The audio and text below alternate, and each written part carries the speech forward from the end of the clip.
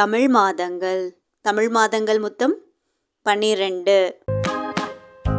சித்திரை,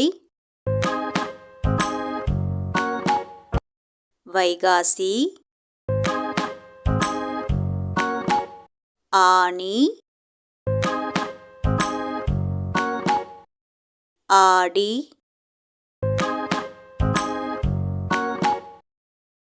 ஆவணி, புரட்டாசி, ஐப்பசி, Karthigai,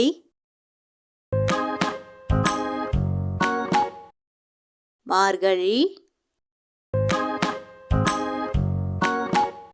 தை,